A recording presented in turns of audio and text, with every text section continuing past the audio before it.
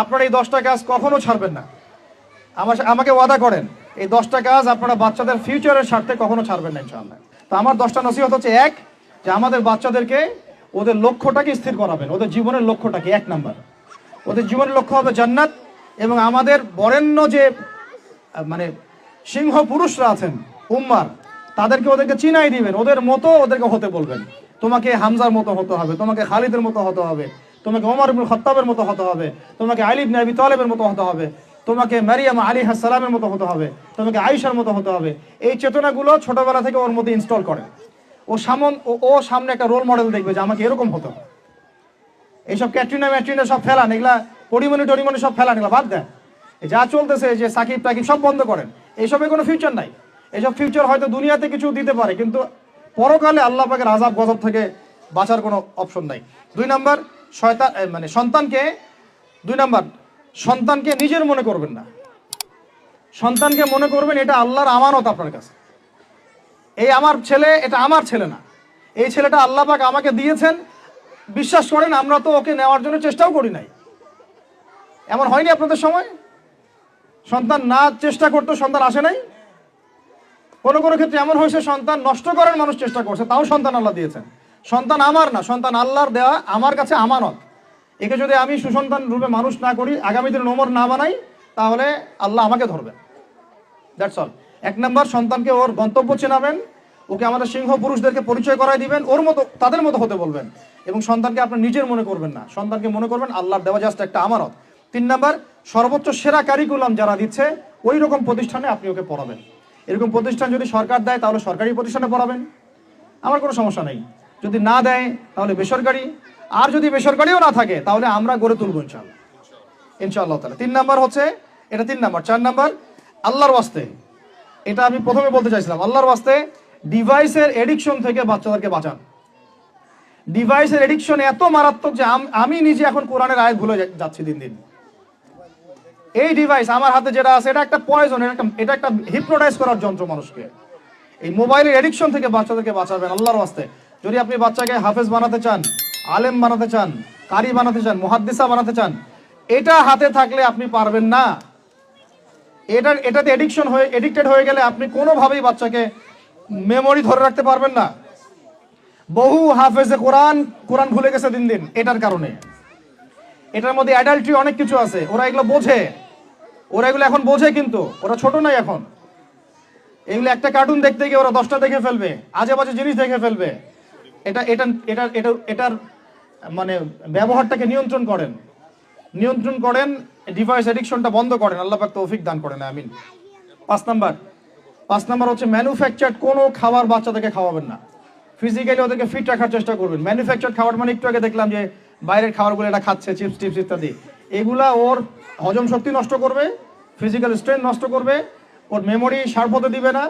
ওকে ভিতর থেকে ওই যে একটা শব্দ একটু আগে বলেছে এক ভাই যে ব্রয়লার মুরগি বানাই দিবে, আসলেই তাই বানাই দিবে। আমরা ঢাকা শহরে যখন থাকি, ছেলেপেলেদের 15 বছরের ছেলের ভুঁড়ি দেখলে আমাদের মনে হয় যে কি একটা অবস্থা। ফাস্টফুড, পিৎজা, বার্গার, কফি, এইগুলাই ওদের জীবন। তো এইরকম হইলে এই ছেলেপেলেগুলো না ফিজিক্যালি স্ট্রং থাকতে পারবে না মেন্টালি। আর মনে রাখবেন, কোরআনে আল্লাহর কিতাবের মধ্যে আল্লাহ পাক নেতৃত্ব দেওয়ার 2টা গুণাবলী বলেছেন। কয়টা বলেন? মাত্র 2টা। নেতৃত্ব দেওয়ার জন্য ওই রকম জায়গায় যেতে হলে 2টা গুণাবলী এনশিওর করতে হয়। একটা হচ্ছে ফিজিক্যাল স্ট্রেংথ, একটা হচ্ছে ইলমের স্ট্রেংথ। বাসতাতাম ফিল জিসমি ওয়াল ইলম আও বাসতাতাম ফিল ইলমি ওয়াল জিসমি, মানে জ্ঞানে এবং দৈহিক শক্তিতে বলীয়ান হওয়া। ছোটবেলা থেকে খাবারে যদি আপনারা সচেতন না হন, এই বাচ্চারা বড় হয়ে দেখবে যে 15, 20, 30 বছরেই ভেঙে পড়ে গেছে। আমরা এটা চাই না। বিশুদ্ধ খাবার এবং ম্যানুফ্যাকচার্ড খাবার ত্যাগ করা, বাইরের খাবার বন্ধ, এবং যে রুট লেভেল থেকে ভালো খাবার এনে ওদেরকে খাওয়াবেন। পরিষ্কার পরিচ্ছন্নতাকে সর্বোচ্চ গুরুত্ব দিবেন, নিট অ্যান্ড ক্লিন থাকবে আর কি। আমার সাথে আমার পরিবারের যে মাঝে মাঝে যে একটু মিষ্টি ঝগড়া হয়, আমার একটা জিনিস নিয়ে ঝগড়া হয় যে বাচ্চারা পরিষ্কার না কেন, চকচকা না কেন, একদম সবসময় চকচকা থাকবে। না হলে এই যে হাত দিয়ে এটা ধরতেছে, পেটে হাত দিয়ে মুখে হাত দিবে, পেটটা নষ্ট হয়ে যাবে। বাচ্চাদের হাইজেনিক পরিবেশ দিতে হবে, আল্লাহ পাক তৌফিক দান করেন।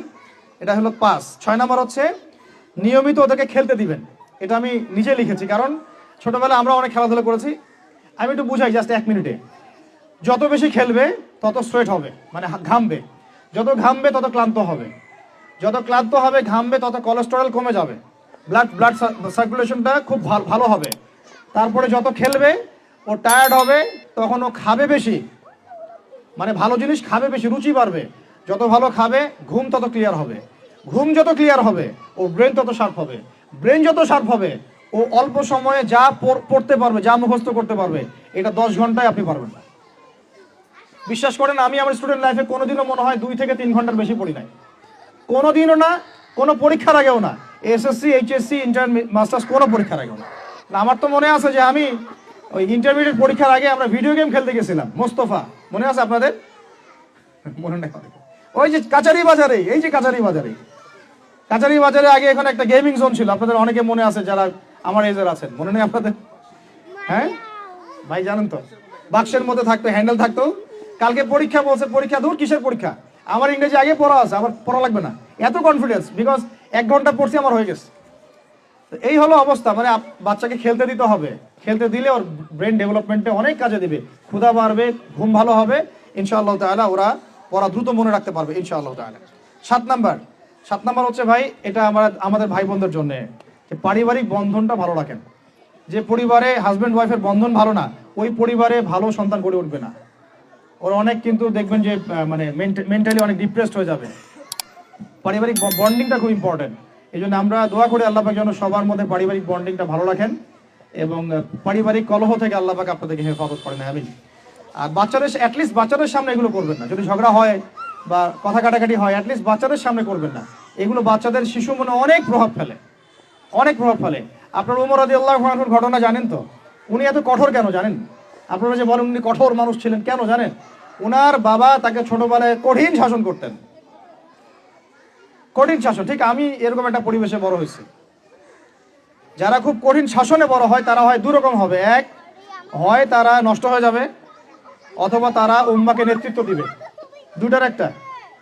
হয় তারা খুব মানে মেন্টালি খুব ডিপ্রেসড হয়ে যাবে, অথবা দেখা যাবে যে তারা কঠোরতার কারণে ওরা দেখবেন ইনশাআল্লাহ ইসলামকে নেতৃত্ব দিচ্ছে বা আল্লাহর বিধানের উপর কঠোর হয়ে গেছে। তো আপনারা পরিবারের মধ্যে একটা হৃদ্যতার বন্ধন রাখবেন, যাতে করে পারিবারিক বন্ধন ঠিক থাকে। বাচ্চাদের সামনে অ্যাটলিস্ট কোনো রকম কোলাহল বা ঝগড়াঝাটি বা গায়ে হাত তোলা বা যে সমস্যাগুলো আমাদের সমাজে হচ্ছে, এগুলো যেন কখনো না হয়। আল্লাহ পাক যেন আপনাদের পরিবারের বন্ধনটাকে সুন্দর রাখেন, আমিন। আর 8 নাম্বারটা হচ্ছে বাবাদেরকে বলছি আমি, যে বাবাদের উচিত হবে, মাদের দায়িত্ব না শুধু সন্তানদেরকে সময় দেয়া, বাবাদেরকে। Because brother, you are not a money making machine at all. আপনি মানি মেকিং কোনো মেশিন নন। আপনার কাজ শুধু টাকা আর্ন করা না, তো আপনার আমার কাজ হচ্ছে বাচ্চাকে সময় দেয়া। কোরআন আপনি খোলেন, কোরআনের মধ্যে আপনি মা এবং ছেলের কোনো কনভারসেশন পাবেন না। আমার জ্ঞান ক্ষুদ্র, যদি থাকে আমাকে জানায়েন, যে কোনো জায়গায় যদি থাকে, কোনো জায়গায় যদি পান মা এবং ছেলের কনভারসেশন আমাকে জানায়েন। আমি কোথাও কোরআনে মা এবং ছেলের কোনো কনভারসেশন পাই নাই, মা এবং সন্তানের কোনো কনভারসেশন পাই নাই। আমি যদি ভুল হই বা আমার যদি জানা না থাকে আপনি আমাকে জানাই দিন। আমি সব জায়গায় পাইছি বাবা ছেলে, বাবা ছেলে, বাবা ছেলে, বাবা এবং ছেলের কনভারসেশন। তার মানে কোরআন আমাদেরকে হেদায়েত দিচ্ছে যে বাবাদেরকে সময় দিতে হবে ছেলেদেরকে। ইউসুফ তার বাবার সাথে কথা বলছেন, ইউসুফের বাবা তার ছেলের সাথে কথা বলছেন, লুকমান আলাইহিস সালাম তার ছেলেকে নসিহত করছেন, ইব্রাহিম আলাইহিস সালাম তার ছেলেকে বলছেন আমি তোমাকে জবাই করার স্বপ্ন দেখেছি। মা ছেলের কনভারসেশন খুব পাওয়া যায় না। আমি জানি না, কোনো জায়গায় থাকতে পারে, থাকলে আমাকে জানায়েন, কিন্তু আমি পাইনি কখনো। তো বাবাদেরকে বলবো আপনি সন্তানকে সময় দেন, because you are not a money making machine at all. আপনি কোনো মানি মেকিং মেশিন নন। এটা হলো 8 দুটো বলে শেষ করতেছি। 9 নম্বর হচ্ছে সন্তানকে চাপ দিবেন না, চাপ দিয়ে ওকে জোর করে কোনো কাঠামো দেওয়ার চেষ্টা করবেন না, বরং আপনি খুঁজে বের করেন আপনার সন্তানের মধ্যে ইউনিক প্রতিভা কি আছে। এই মেয়েটার মধ্যে হয়তো একটা প্রতিভা আছে যেটা আমার মেয়ের মধ্যে নাই, এর মধ্যে একটা প্রতিভা আছে ইউনিক যেটা ওর মধ্যে নাই, ওই ছেলেটার মধ্যে একটা প্রতিভা আছে যেটা আবার এই মেয়ের মধ্যে নাই। আপনি কখনো কারোর সাথে কারো তুলনা করবেন না। তুমি মারিয়ামের মতো ফার্স্ট হতে পারো নাই কেন, তুমি ওই সুমাইয়ার মতো সেকেন্ড কেন হলো না, তুমি ওই আবদুল্লাহর মতো কেন ফার্স্ট হলো না, কখনো এরকম তুলনা করবেন না। এগুলো করলে ছেলেরা ভিতর থেকে, মেয়েরা ভিতর থেকে খুব ডিপ্রেসড হয়ে যায়, আত্মবিশ্বাস হারায় ফেলে। ওরা মানে মনে করে হয়তো আমার দ্বারা কিছু হবে না, বরং আপনি আরো উৎসাহিত করবেন, কোনো সমস্যা নেই বাবা, কোনো সমস্যা নেই আম্মু, এবার পারো নেই পরে এবার হবে ইনশাআল্লাহ। বরং তাদেরকে সময় দিবেন এবং খুঁজে বের করবেন যে কোন প্রতিভা আপনার মেয়ের মধ্যে আপনার ছেলের মধ্যে আছে। কেউ দেখবেন খুব ভালো লিখতে পারে, কেউ ভালো আবৃত্তি করতে পারে, কেউ ভালো নেতৃত্ব দিতে পারে, কেউ ভালো দেখবেন যে মাশাআল্লাহ মুখস্থ করতে পারে। প্রতিভা বিচক্ষণতার সাথে ফাইন্ড আউট করতে হবে। এটা আমার কাজ বাবা হিসেবে, আপনার কাজ মা হিসেবে।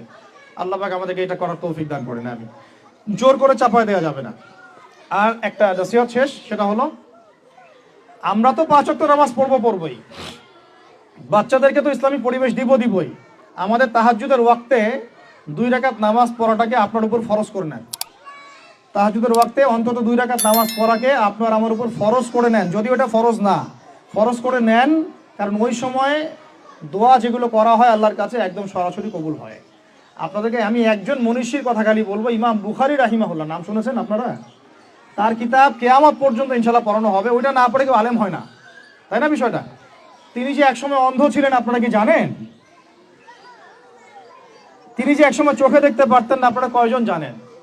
তার মা তাহাজ্জুদের ওয়াক্তে আল্লাহর কাছে কান্না করতে করতে করতে করতে, আল্লাহ আমার ছেলের চোখটা ভালো করে দাও, আল্লাহ আমার ছেলের দৃষ্টিশক্তি ফিরায় দাও, আল্লাহ আমার ছেলের দৃষ্টিশক্তি ফিরায় দাও। মায়ের এই দোয়া আল্লাহ পাকের আরশ পর্যন্ত পৌঁছে যায় অলৌকিকভাবে, মিরাকুলাসলি। ইমাম বুখারী রাহিমাহুল্লাহ সকালবেলা উঠে চোখে দেখা শুরু করেছে। আজকে ইমাম বুখারী কি এবং তার কিতাবের মূল্য কি, তার মর্যাদা কোথায়, তার কিতাব না পড়লে আমাদের মতো কোনো মানুষ আলেম হতে পারবে না, এটা আমরা এখন স্বতঃস্বীকৃত। কিভাবে হয়েছে ভাই বোনেরা? দোয়ার মাধ্যমে। প্রচুর দোয়া করতে হবে সন্তানদের জন্য। আমি যতবার বাইতুল্লাহ যতবারই জিয়ারত করেছি, তাওয়াফ করেছি, প্রত্যেক তাওয়াফে আমি সবসময় দোয়া করি আমার ছেলে মেয়েদের জন্য। আল্লাহ আমার ছেলে ওসমানকে ওসমান রাদিয়াল্লাহু আনহুর মতো বানাও, শর্টকাট দোয়ার কি। আমার ছেলে মেয়ে মারিয়ামকে মারিয়াম আলাইহিস সালামের মতো বানায় দাও। আল্লাহ আমার মেয়ে আয়েশাকে আয়েশা রাদিয়াল্লাহু আনহার মতো বানায় দাও। আল্লাহ আমার ছেলে ওমরকে ওমর ইবনে খাত্তাবের মতো বানায় দাও। আপনারা এবার দোয়া করতে থাকেন, দোয়া কবুলের সময়গুলো খুঁজে খুঁজে বের করে দোয়া করতে থাকতে হবে ইনশাআল্লাহ। বাবা মার দোয়া আল্লাহ পাক ফেলবেন না ইনশাআল্লাহ। আল্লাহ পাক আমাদেরকে এই বিষয়গুলো আমল করার তৌফিক দান করেন। আর সব সময় ছেলে মেয়েদেরকে আত্মবিশ্বাস দিবেন। যত তাদেরকে কনফিডেন্স দিবেন ওরা আরো ভালো করবে। যত ধমক দিবেন এই তুই পারিস না, তোর দ্বারা হয় না, তুই কি করস, ইত্যাদি ইত্যাদি, তত দেখবেন ও আর পারতেছে না। আমি বেসিক্যালি ছোট থেকে যে বড় হয়েছি, এই জিনিসটার অনেক ঘাটতিতে বড় হয়েছে। কনফিডেন্স না দেয়া। তবে সবাই সবকিছু হয় না, কিছু ব্যতিক্রম বিষয় থাকে। কিন্তু আমি যেটা রিয়েলাইজ করেছি, একটা মানুষকে যখনই কনফিডেন্স দেওয়া হয় সে অনেক ভালো করে। যখন আপনি তাকে আন্ডারস্টিমেট করবেন সে ভালো করতে পারবে না। তাই আল্লাহর ওয়াস্তে আমাদের বাচ্চাদের উপরে চাপ না দিয়ে আত্মবিশ্বাস দিবেন, ভালোবাসবেন, মহব্বত করবেন, ওকে উৎসাহ দিবেন, দেখবেন ইনশাআল্লাহ ও আরো ভালো করতেছে ইনশাআল্লাহ। মাশাআল্লাহ তুমি তো সুন্দর লিখছো, আরেকটু ভালো করো, ভালো হয়েছে তো মাশাআল্লাহ, আরেকটু করো, সুন্দর আর্ট করছো, আরেকটু ভালো করো, মাশাআল্লাহ একবারও তো মুখস্থ করে ফেলছো, আরেকবারও পারবা ইনশাআল্লাহ।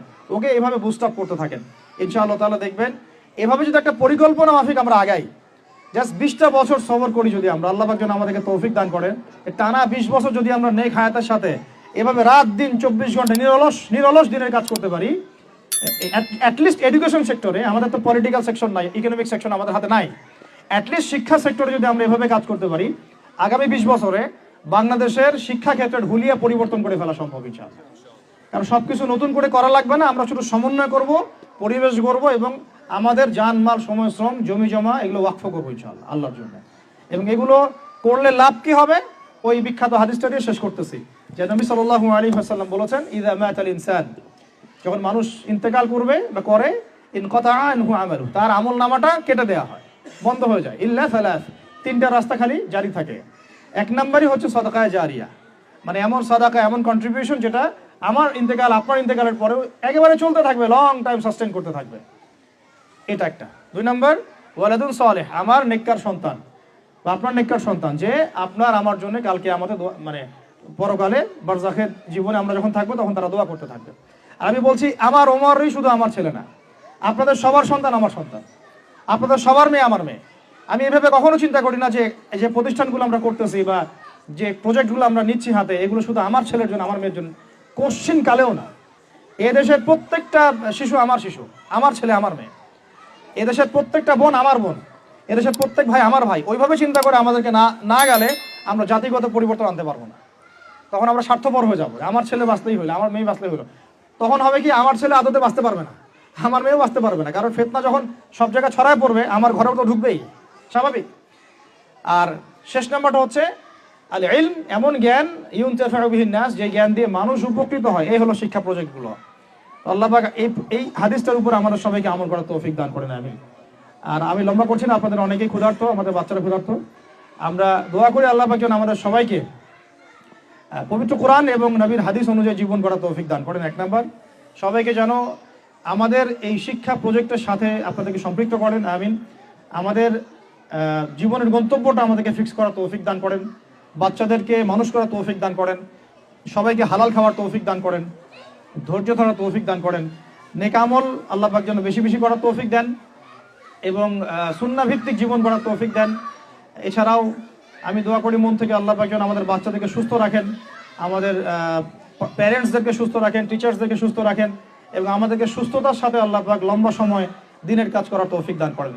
এবং ভিতরে বাহিরে যত ইসলাম বিরোধী অপতৎপরতা আছে এগুলোকে আমাদেরকে সাহসিকতার সাথে ফেস করার তৌফিক দান করেন, আমিন।